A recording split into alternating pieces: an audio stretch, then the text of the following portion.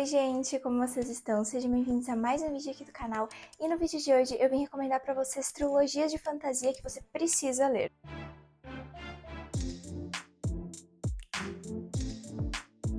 Eu considero as trilogias uma ótima leitura, gente, porque pra mim é um meio termo, entendeu? Não é uma saga muito grande, mas também não é um volume único, então dá tempo da gente se apegar bastante aos personagens, da gente se apegar à história, conhecer mais a narrativa do universo. Então, pra mim, gente, trilogias são assim, ó, é a medida certa, é a medida perfeitinha pra livros de fantasia, e é por isso que eu separei aqui algumas das minhas favoritas e das melhores que eu tenho na minha estante pra recomendar pra vocês. Algumas são conhecidas, outras nem tanto, então aí, ó, fica até o final do vídeo porque tem dicas muito boas e eu vou comentar tudo sobre cada uma delas. Então deixa o like, se inscreve aqui se você ainda não é inscrito, compartilha muito esse vídeo com os amigos, me segue nas redes sociais, assiste até o final do vídeo e comenta aqui embaixo se você já leu alguma dessas sagas. Trilogias, né? Não são sagas.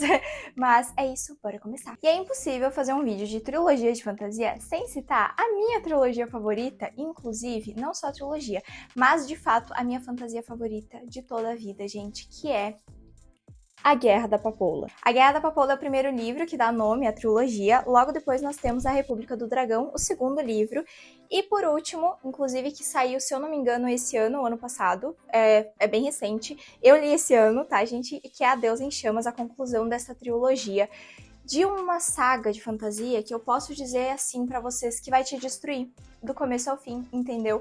E eu acho, inclusive, que eu panfleto muito pouco a Guerra da Papoula aqui no canal, considerando que é a minha fantasia favorita da vida, gente. Eu amei, foi uma experiência inesquecível pra mim. Se eu pudesse apagar da minha mente esse livro e ler de novo, eu acho que eu faria isso, porque é uma experiência, assim, inexplicável você ler A Guerra da Papoula pela primeira vez. Quero começar dizendo pra vocês que, sim, é uma fantasia extremamente pesada, a classificação indicativa dos 3 livros é mais 18 anos, é um livro extremamente cheio de gatilho, e eu acho que não poderia esperar-se menos disso, desse livro, afinal, é um livro sobre guerra, e é um livro sobre guerra muito realista, principalmente porque foi inspirado numa história real, na história militar da China do século XX. Então, ao mesmo tempo que a autora traz aqui, né, para esses 3 livros, elementos mágicos, de magia mesmo, fantasia e tudo mais, ela se inspirou muito na história chinesa, numa guerra específica que aconteceu, né, a guerra sino-japonesa que aconteceu, e vários elementos, inclusive uma cena em específico, é inspirada em fatos reais, o que torna tudo muito mais doloroso e muito mais, assim,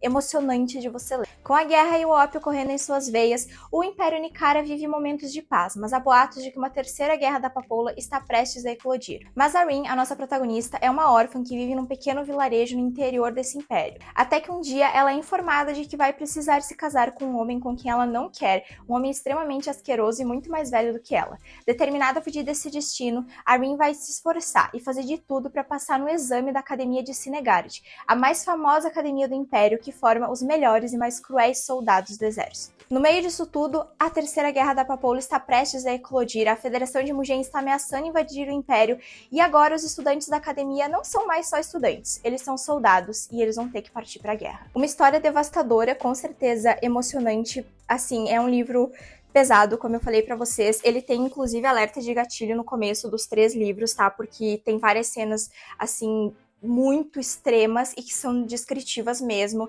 então não é uma leitura tranquila de você fazer, muito pelo contrário, mas ao mesmo tempo eu precisava indicar essa trilogia pra vocês e panfletar, inclusive quero panfletar mais, porque é algo inexplicável essa leitura, sabe? É de fato, sim, magnífico. Não é à toa que A Guerra da Papoula é considerada, inclusive aqui, olha só, uma das 100 melhores fantasias de todos os tempos, segundo a revista Times, porque é muito bem escrito, é uma fantasia extremamente inteligente, o que a autora conseguiu construir aqui, com os elementos de magia e ao mesmo tempo toda essa inspiração na história real, é o que torna o livro muito mais emocionante. Então você com certeza vai chorar em alguns momentos, eu mesma chorei, foi assim, eu não sei nem explicar, foi uma experiência que ao mesmo tempo que foi devastadora, foi incrível, porque eu amei a escrita da autora, eu amei a maneira como ela descreve tudo, os eventos políticos, as tramas, as estratégias da guerra, é absurdamente incrível de você ler isso, de você acompanhar.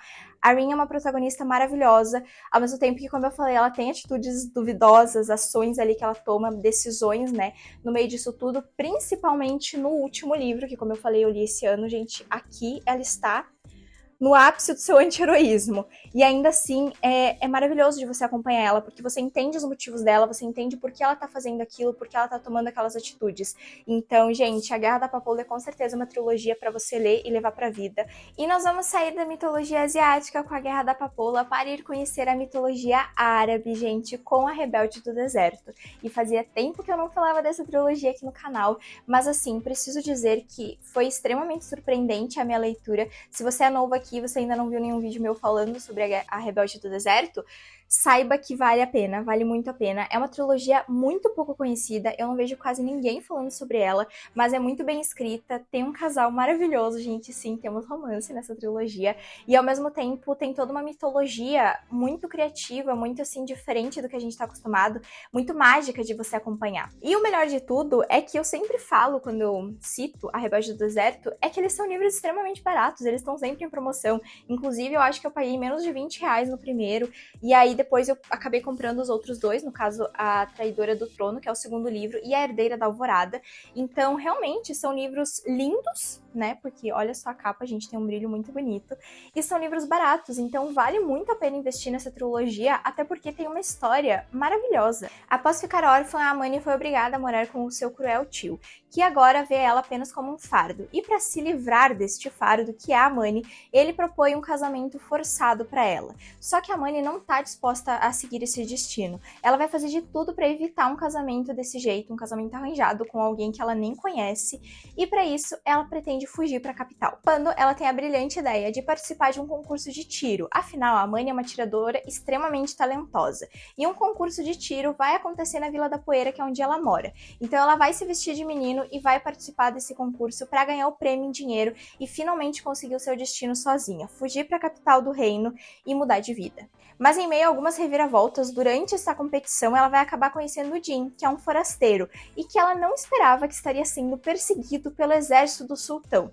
Logo, ela vai se ver envolvida em toda essa trama política e vai acabar fugindo da Vila da Poeira. Ela só não esperava que seria com esse forasteiro muito estranho e montado em um cavalo de areia. Esqueça tudo que você conhece sobre magia da Europa. Esqueça dragões e fadas e essas coisas, porque aqui nós vamos ter djinns, os famosos gênios da lâmpada, que realizam desejos, mas cobram um preço muito mais alto por eles. Mas não são nem de longe tão cruéis quanto os carniçais, outros seres mágicos que se alimentam de carne humana e vivem entre as areias do deserto. E além de todos esses seres mágicos, totalmente diferente do que estamos acostumados, a gente ainda vai ter palácios diferentes, um deserto inteiro para enfrentar um sultão e seus filhos que deverão competir até a morte para herdar o trono, e a Amani que vai se ver envolvida em toda essa trama política. E o melhor de tudo, migalhas de romance, gente, porque esse casal, gente, a Amani e o Jin, eles têm uma química inexplicável. Eu amei acompanhar a trajetória deles, assim, do primeiro livro até o último. É muito bom você acompanhar, você ver como eles chegaram onde eles chegaram, sabe? Como eles têm uma química inabalável e eles começam meio que um enemies to lovers e aí eles vão acabar tendo que se unir, né, pra, enfim, várias situações que vão acontecer, eles vão ter que partir em missões juntos. E ao mesmo tempo, a gente tem alguns casais secundários pelos quais você vai se pegar. E assim, outros personagens que vão te fazer sofrer e chorar muito, porque olha, eu cheguei no último livro, que é A Heroína da Alvorada, em prantos. Eu terminei esse livro, inclusive assim, gente, eu chorei lendo A Guerra da Papoula, mas A Heroína da Alvorada, eu terminei, eu não consegui, eu soluçava de tanto chorar, entendeu? Vocês não estão compreendendo, porque assim, eu soluçava, gente, o final desse livro é algo avassalador, sabe? Tudo que acontece é uma das melhores conclusões de trilogias que eu já li. É muito bem fechadinho, o final é tudo muito bem explicado, é tudo muito bem construído. Além de ter toda essa narrativa de ser uma mitologia diferente do que a gente tá acostumado, não são livros grandes, gente, então são leituras, assim, bem rápidas de você fazer. A protagonista é ótima de acompanhar, eu gosto demais dos outros personagens, assim, como que você vai se apegando aos pouquinhos a eles, e você se apega a todos, inclusive, tá? Todo o grupo ali principal, eles são maravilhosos, cada um com as suas características, a trama política de como que a Amani vai se ver envolvida com tudo isso. E aí tem o sultão, tem a competição dos príncipes, tem uma guerra que tá prestes a eclodir naquele deserto, tem os poderes, a magia, sabe? Então é realmente uma trilogia que eu não esperava gostar tanto, eu acabei me apaixonando, e eu queria muito que as pessoas falassem mais da Rebelde do Deserto, porque realmente vale muito a pena ler.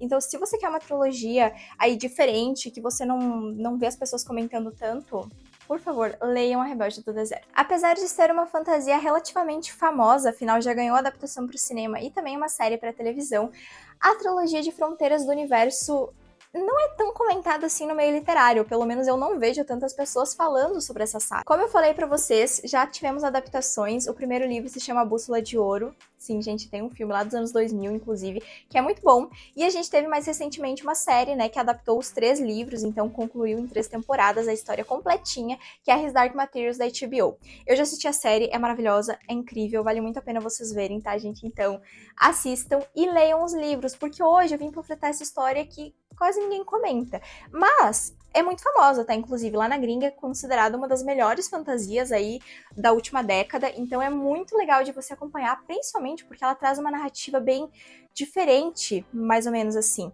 Apesar de ter elementos do nosso mundo real, ela trata de universos paralelos, universos colidindo com magia, feiticeiras e ao mesmo tempo protagonistas em universos diferentes que vão ter que se unir para impedir que uma guerra aconteça. E é claro que a melhor parte desse universo são os Demons.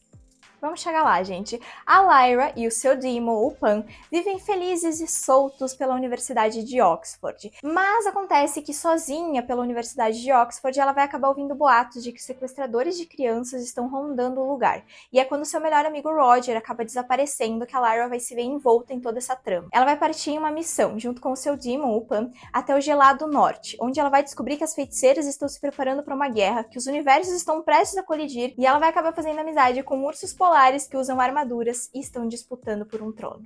Apesar de nós termos uma universidade de Oxford nesse universo, e termos uma também na vida real, né, no nosso mundo, você vai ver que as semelhanças desse universo meio que acabam por aí com a nossa realidade. Porque no universo em que a Lyra vive, os Demons são as almas das pessoas, mas eles não vivem dentro do corpo, eles vivem fora, em formas de animais. O primeiro livro, então, como eu falei pra vocês, é A Bússola de Ouro, que dá início à nossa trajetória, né, da Lyra, a nossa protagonista. Já o segundo livro é A Faca Sutil. Preciso dizer que essa trilogia tem 2 protagonistas, mas eu não irei dar spoilers porque vocês vão precisar ler pra descobrir quem é esse outro. Só posso dizer que a Lyra vai fazer uma amizade com uma pessoa de um universo diferente, e agora eles têm uma guerra pra impedir e crianças pra salvar. Coisa básica, né, gente? Coisa básica, assim, dia a dia, né? E por fim, o último livro que encerra a trilogia é A Luneta Âmbar, que é o maiorzinho de todos eles. Inclusive, olha só, Fronteiras do Universo são livros relativamente curtos, tá? Dá pra você ler rapidinho, até porque, como eu falei, é uma fantasia que traz essa questão inovadora, mas ao mesmo tempo tem esses elementos mais atuais e do nosso mundo, como as tecnologias, a faculdade e essa colisão de universos. Então, ao mesmo tempo que é inovador e é diferente, você consegue se conectar e se visualizar nesses universos. Eu gostei muito de ler Fronteiras do Universo, como eu falei, apesar de eu já conhecer a história, inclusive se você já assistiu aí a série da HBO, mas aí você, será que eu não vou gostar tanto do livro? Você vai, gente. É assim, apesar da série ser maravilhosa, os livros são muito melhores, sabe? Toda a questão da guerra no final, e aí tem... Gente, tem tanta coisa mágica nesse universo, não só os universos paralelos e as criaturas, mas assim, os ursos usando armaduras, feiticeiras, os poderes, a ligação do pó ali, por que esse pó, dos demons, e aí tem até anjos, gente, é uma loucura e é maravilhoso de você acompanhar. E como eu falei, apesar de eu já ter conhecido a história, porque eu assisti a série e eu só não tinha lido ainda o último livro, eu li o último antes de terminar de assistir a série, e ainda assim, é tão incrível, é tão mágico, sabe? Como eu falei, as explicações, essa questão dos demons, que é a melhor parte pra mim, é algo muito mágico de você acompanhar nos livros. Eu fiquei um pouco em dúvida entre qual trilogia final eu ia colocar pra recomendar pra vocês. Eu tenho algumas aqui na estante, mas a maioria delas eu falo até com frequência aqui no canal. Eu queria recomendar algo diferente, talvez até um pouco polêmico, inclusive, porque eu acho que essa trilogia, ela divide muitas opiniões. Tem gente que adora, tem gente que odeia, mas hoje eu vim aqui em defesa dessa trilogia dizer pra vocês que sim, gente, vale a pena ler, porque é simplesmente um dos universos mágicos e fantasiosos mais bem construídos que eu já tive a honra de conhecer.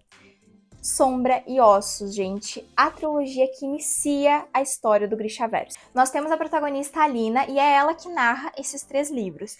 E eu particularmente também não gosto quando a narrativa é apenas em primeira pessoa. Eu acho que fica um pouco restrito a nossa visão, principalmente quando é fantasia, sabe? Se é um romance, algum outro livro, tudo bem. Mas numa fantasia, eu gosto de explorar mais o universo, então a narrativa em primeira pessoa acaba restringindo um pouco isso.